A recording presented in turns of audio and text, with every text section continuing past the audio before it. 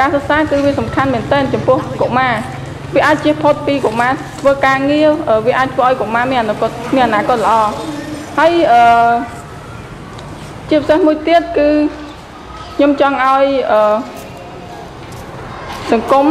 គឺយកចិត្តទុកដាក់បំផុតចំពោះកុមារ Mä itse täältä Suomesta käsin voi vaikuttaa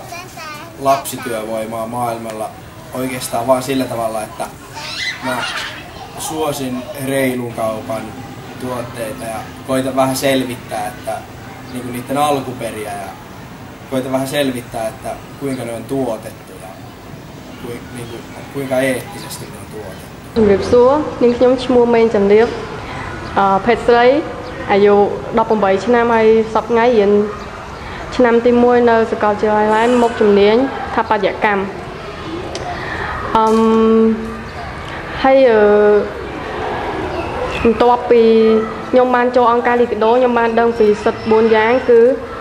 សិទ្ធិរស់រានមានជីវិតសិទ្ធិការពារសិទ្ធិក្នុងការអភិវឌ្ឍនិងសិទ្ធិក្នុងការចូលរួម Mun oikeuteni täällä Suomessa ja yleisesti mun mielestä koko maailmassa on niin kuin vapaus niin kuin ilmaista omat mielipiteet ja ilmaista itseään, toimia silleen niin kuin miten oma sydän niin kuin sanoo. On lupa näyttää siltä miltä tahtoo, sanoa ne asiat miltä tahtoo ja niin kuin jakaa omat mielipiteensä niin kauan kun ne on niin kauan kun ne hyödyttää enemmän kuin tekee pahaa. Mutta silloinkin kun ne voi olla negatiivisia, mulla on silti oikeus sanoa ne. ហើយគ្រួសាររបស់ខ្ញុំគឺមិនសូវទូទាបប៉ុន្មានទេហើយខ្ញុំមានបងប្អូនតតែ9នាក់ហើយខ្ញុំជាកូនចុងក្រោយគេហើយបងប្អូនខ្ញុំទាំងអស់គឺបានមានគ្រួសារអស់ហើយនៅតែខ្ញុំ2នាក់និងបងរបស់ខ្ញុំទេហើយខ្ញុំអត់មានឪពុកទេឪពុកខ្ញុំបានស្លាប់នៅឆ្នាំ2012កាលពីខ្ញុំរៀនថ្នាក់ទី2មកម្លេះហើយសល់បងម្នាក់ដែលហើយមានទូកនេសាទមួយគឺរស់ស៊ីខាងនេសាទហើយនឹងម៉ាក់ខ្ញុំម្នាក់ Perhe, no mulla on turkkilainen isä, joka asuu tällä hetkellä Amerikassa. Ja sitten mun äiti se meni naimisiin suomalaisen kanssa ja sitten sen seurauksena mulla on 2,5 pikkusiskoa, mutta nyt se äiti ja isä on sitten eronneet. សប្តាហ៍ថ្ងៃនេះខ្ញុំរស់នៅក្នុងគ្រួសារដែលប្រកបដោយសុភមង្គលគឺលោកប៉ាអ្នកម៉ាក់ស្រឡាញ់ខ្ញុំមែនទែនជាមួយនឹងបងប្អូនប្រុសខ្ញុំមានបងប្រុសម្នាក់លោកប៉ាអ្នកម៉ាក់គឺលោកប៉ាធ្វើជាទាហានហៀងទឹកនៅរៀមហើយចំណែកអ្នកម៉ាក់គាត់ធ្វើការជារកស៊ីជាអ្នកទិញអីវ៉ាន់បន្តិចបន្តួចតាក់ទងនឹងគ្រឿងសមុទ្រដូចជាមុខបកាហ្នឹងនិយាយរឿងទៅប៉ាគាត់មកយូរមកលេងតែម្ដងអញ្ចឹងហើយខ្ញុំរៀងខ្វះភាពកក់ក្ដៅបន្តិចបន្តួចនៅក្នុងបណ្ដាញយុវជនការពារកុមារនេះដែរខ្ញុំមានក្តីសម័យចង់ខ្លាចទៅជាមគ្គុទ្ទេសក៍ទេសចរនៅពេលអនាគតព្រោះអីនៅប្រទេសខ្មែរគឺពោពេញទៅដោយភ្ញៀវទេសចរមកលេងច្រើនហើយម្យ៉ាងទៀតខ្ញុំចូលចិត្តស្ដាប់ភ្លេងតាក់ទងនឹងបទចម្រៀងផ្សេងដែលដូចជាភាសាបរទេសអញ្ចឹងហើយធ្វើឲ្យខ្ញុំមានចំណាប់អារម្មណ៍ទៅលើភាសានិងការដើរកម្សាន្តនានានៅក្នុងប្រទេសកម្ពុជាបើសិនជាអាចគឺអាចជាទៅខាងក្រៅក៏បានដែរ Mä kans opiskelun ohella toivoisin, että pääsis ulkomaille opiskelemaan ja tekemään ehkä töitä myös siellä. Ja sitten että pääsis matkustelemaan vähän ja näkemään maata ja erilaisia ihmisiä ja tutustua eri kulttuureihin. Sitten mä toivoisin, että jossain vaiheessa löytyisi myös hyvä mies ja sitten, että löytäisi jonkun hyvän kodin ja niin kuin asunnon, missä sitten pystyisi kasvattamaan lapsia ja elämään elämäänsä. Ja sitten mä toivon,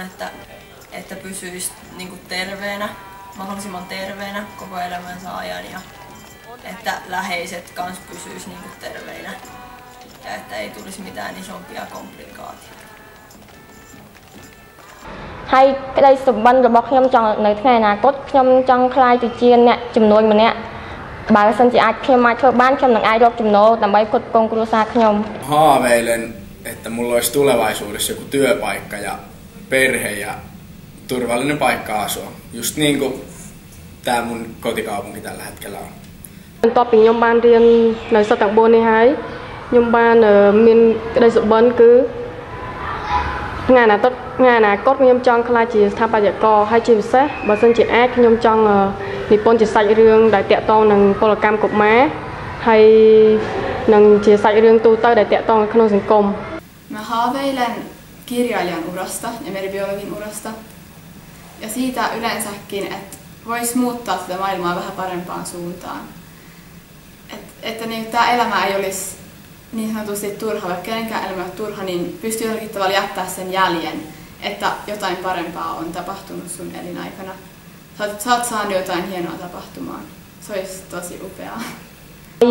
គ្រួសាររបស់ខ្ញុំគឺមិនសូវទូធាគឺមានការលំបាកហើយបើខ្ញុំទៅរៀននៅសាលាវិទ្យាល័យក្រុងហ្នឹងក៏មានការលំបាកអំពីមធ្យោបាយធ្វើដំណើរដែរ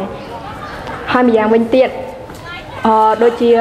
ខ្ញុំបានចូលអង្គការលីដរហ្នឹងគឺខ្ញុំបានដឹងពីពលកម្មកុមារដូច្នេះបើសិនជាមានពលកម្មកុមារក្នុងសហគមន៍របស់ខ្ញុំគឺខ្ញុំត្រូវតែធ្វើការផ្សព្វផ្សាយអំពីច្បាប់ឬក៏សិទ្ធិរបស់កុមារជូនទៅដល់អាណាព្យាបាលរបស់សិស្សហើយក៏ដូចជាប្រជាជនប្រជាពលរដ្ឋទាំងមូលតែម្ដងហើយខ្ញុំត្រូវតែធ្វើការការពារទៅលើកុមារដែលទទួលរងនៅអំពើពលកម្មយ៉ាងធ្ងន់ធ្ងរដែលអាចនាំឲ្យប៉ះពាល់ដល់សុខភាពនិងអនាគតរបស់ពួកគេ Niin mun on ehkä vähän vaikea vaikuttaa mitenkään lapsityövoiman niin kuin, käyttöön, mutta ehkä eniten niin kuin silleen, että mun pitää enemmän perehtyä niiden vaatteiden alkuperään, mitä mä ostan, ja katsoa, että missä ne on teetetty, ja sitten niin kuin, kysyä vaikka niiltä myyjiltä vähän, että tietääkö ne. Ja sitten, niin kuin, jos jotenkin pystyisi tehdä semmoista työtä, että kertoisi sitä lapsityövoimasta ja millaista oikeasti on niin kuin, kaikille semmoiselle, no vaikka ne kaupungin työntekijöille, koska ei ne vaikka edes tiedä, että ne on tuotettu jossain, niin sitten niin kuin sillä tavalla saada sitä niin kuin asiaa vähän vaikuttaa.